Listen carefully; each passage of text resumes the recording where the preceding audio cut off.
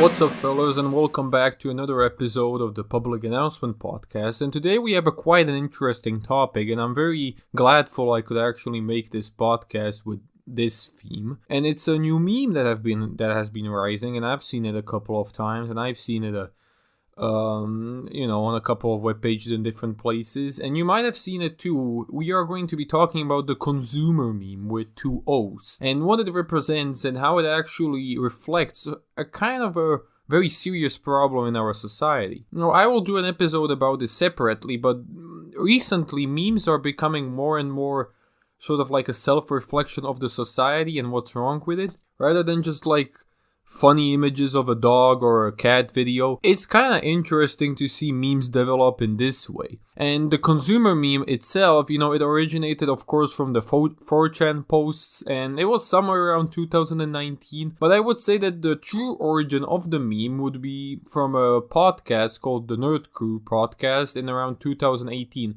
That's where the phrase "don't ask questions, just consume product and then get excited for a new product" comes from. That's been used as sort of a copy pasta around Twitter and on other media outlets and social medias. And the consumer meme was sort of originated from this. It also was boosted when the YouTuber Eric Butts, he decided to review the Star Wars trailer. You've probably seen the picture. It's the guy who cries over some fucking scene in that movie. It's not very hard to not come by this image on the internet. Well, and the consumer meme therefore originates from all this, and it has combined itself to be this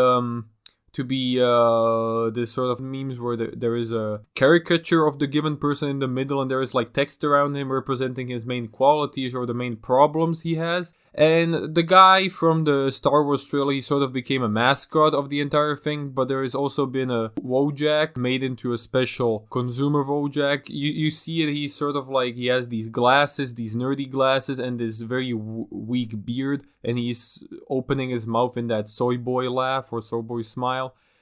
And along with the Coomer and Doomer memes, these are other faces of what I want to talk about the next episode. You know how memes are becoming more the reflection of our reality. But the memes are supposed to represent the geeky guys, the people in the office that always talk about the next movie or how they bought the next phone or how they are so excited about this next given franchise. And they don't really ever stop and think if that franchise or brand produces that much of a quality product or the new products are even slightly better than the previous ones, right? It's the person who buys the new iPhone the first day it releases and updates every single half year to a new mobile phone because whatever, he needs it or something. And the memes serve as a way to categorize all these people into one group. And even today, there are subreddits created with these topics, and there are findings of these people in the wild or images that represent the culture. And the consumer meme is a very interesting look. I think it sort of shows us a dystopia where people become the slaves of a certain capitalistic system where they have to only buy products and nothing else. And they are slaves to the system by buying and hoarding things. Now, the real world problem is that people these days, or some people, depend too much on products themselves to bring them happiness. And for some, it even is the only source of happiness. What I mean by this is that people go and buy things. People go and consume things just so they are happy, just so they can get some derived happiness from that product. That product itself, or that certain thing that they just consumed, it has no real purpose, or it doesn't push their lives to be a bit better. It doesn't improve their quality of life. It's just there to provide the happiness when you purchase it and to feel good about it, you owning it.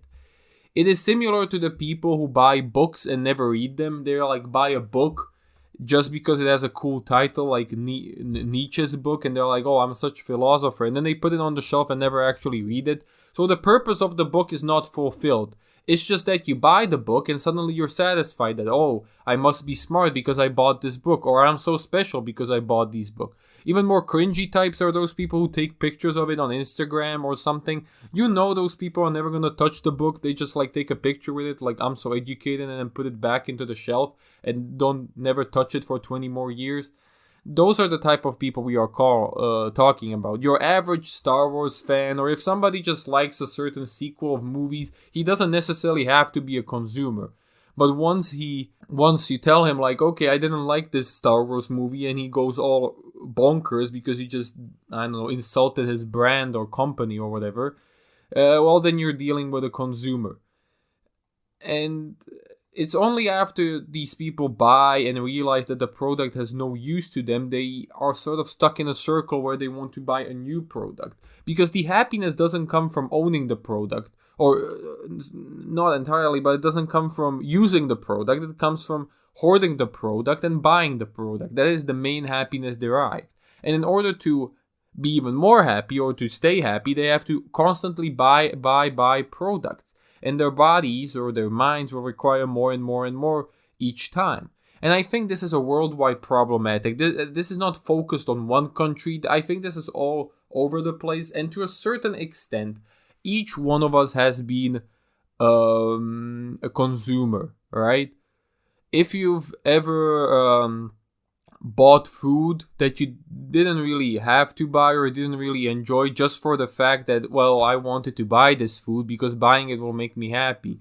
Or if you ever bought a t-shirt or something just because you liked the design, even though you knew you had like 20 t-shirts at home and you knew you would probably wear this one once if you would wear it at all, you're probably a consumer yourself. Not maybe as serious as these people that, the guy in the trailer or the people that the memes portray, but to a certain extent you are. And I think everybody is guilty of this. But, we have to somehow deal with it. We have to somehow solve it. And I think the memes serve as a great mirrors to us and to the people also. You see yourself or qualities that you possess made fun of, and you immediately start to think whether it's not time to reevaluate what you believe in and what you do, and whether it's not time to start thinking about it.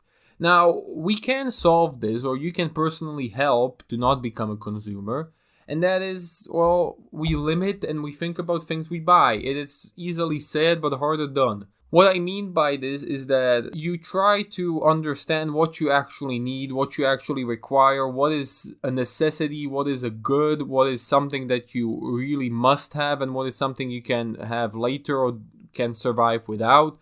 And by limiting those things, by buying only things that you actually need or will use or will find a use for, again, that's good. As I mentioned in my minimalism video, I don't want anybody to become a guy who lives in a cardboard box outside with the worst food he could buy at the supermarket, the cheapest options. You don't have to live like that. What I'm asking is to find a middle way between this and the guy who just buys stuff and constantly goes shopping when he's bored. I am trying to tell you that you have to find a middle way between this. Of course, there are some things that are less useful than the others. Of course, you're going to buy some things that are not as useful as, I don't know, food or water or something.